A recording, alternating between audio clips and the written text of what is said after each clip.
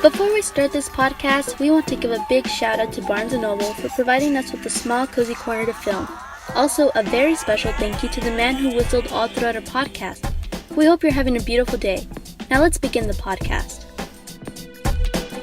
Hello, and welcome to the Late Saturday Night Podcast.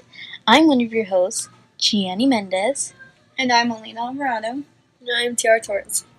And in today's podcast, we'll be discussing the 25th Congressional District toss-up race that is happening right next door. But first, let's discuss why this race is going on all over the country.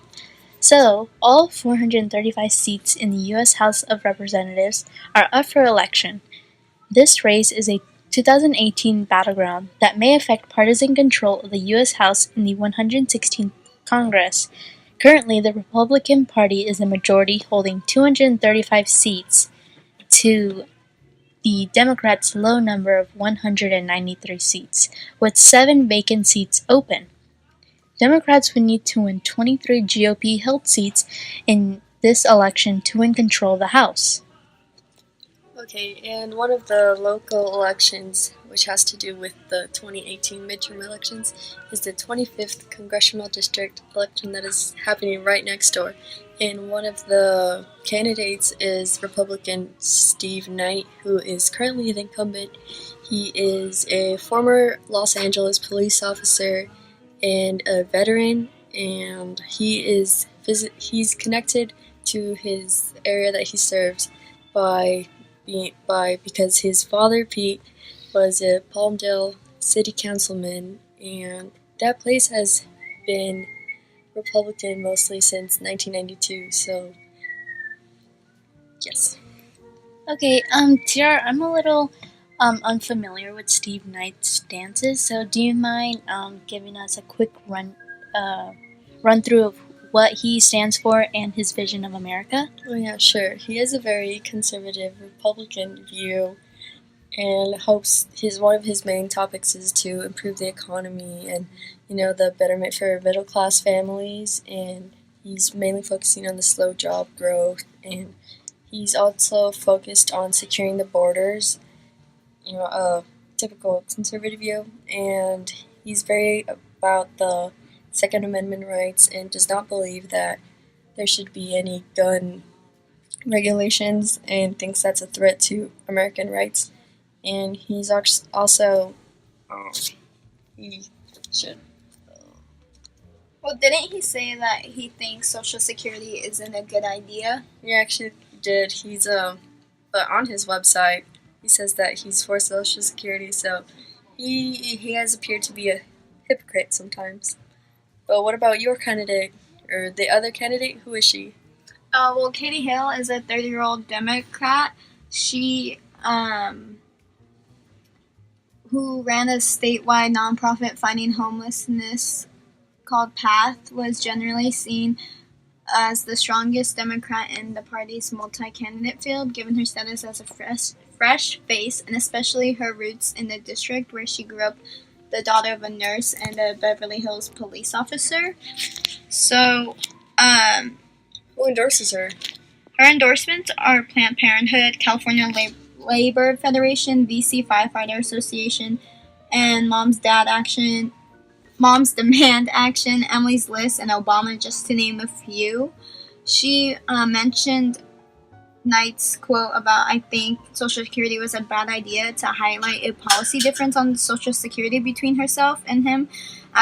She advocates for restructuring the tax code and closing loopholes to ensure that the wealthy pay at least the same percentage of their income in taxes as the rest of us do. So she is very much for equality, especially when she quoted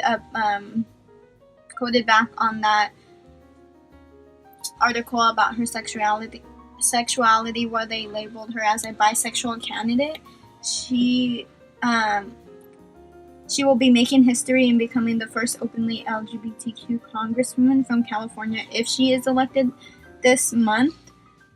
She said, I have identified as bisexual since I was a teenager, and if we want to achieve equality for all in our policies, We need more voices from the LGBTQ community in Congress. She then further states, the federal government has no business in restricting basic human rights based on sexual orientation, and I am ready to protect equality at every turn in Congress. This gives her more of a lead than Knight because she gets those votes from the LGBT community, and she is more representative of equality.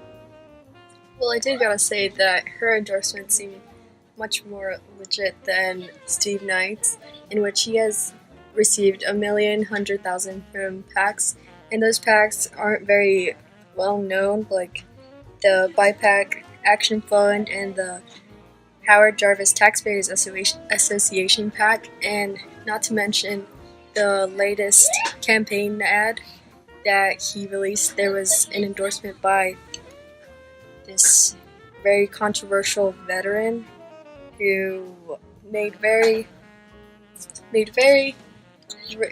controversial comments. Not even controversial, they were very racist, yes, and Islamophobic, and yeah, I have some actual quotes. What did Katie Hill say on that? Well, the HuffPost had made an article. She had said, I'm deeply disturbed to see this in my hometown because I know that this is not who we are. She also states that it's time for leaders to make unity a priority as much as anything else, because that's the only way we can heal and begin to accomplish what needs to be done. So because of that racist and homophobic ad connected to Steve Knight, she gains this sort of lead on him because she comments in a very respectful way, and it shows that there has been nothing bad about her. Yeah, like, seeing some of the comments that he said was, like, should I say one? It's very bad. He said, perhaps all Jews on television should wear the, quote, sign in this last photo, just to make sure the audience knows, wink, wink. And knowing that Steve Knight publicly endorsed it, or, like, publicly was proud that he endorses him, someone like this, it's just, Doesn't seem like he's fit for this. Okay. So we should also talk about some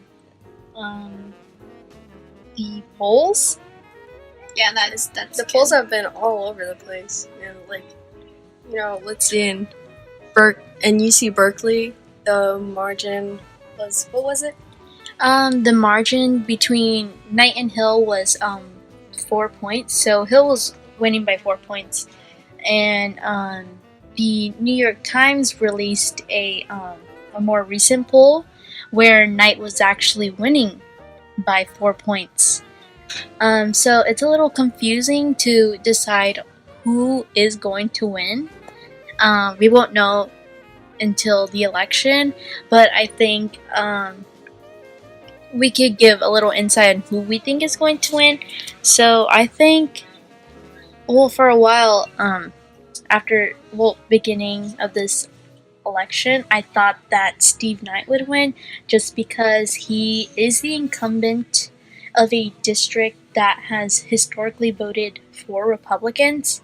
However, with this blue wave that is going all over California and over the U.S., there might be a chance that Katie Hill might potentially win against Steve Knight. Alina, do you have anything else to say about that? Yes.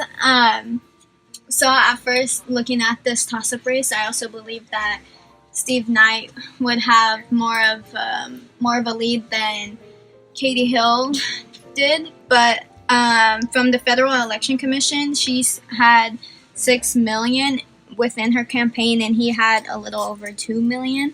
So I think that just shows that she's more invested into winning than he is, and that overall, if there's a more millennial turnout, she will definitely get the spot.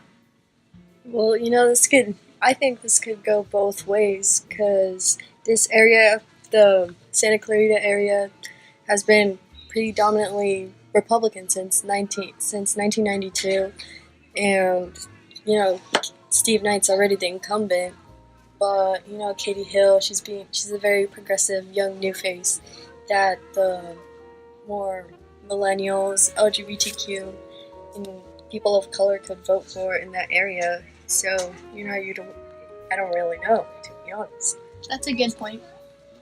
Yeah, it could go either ways, just as Tiara had mentioned, and obviously we won't know until November 6th. November 6th. We won't know until then. However, we could always speculate who's going to win.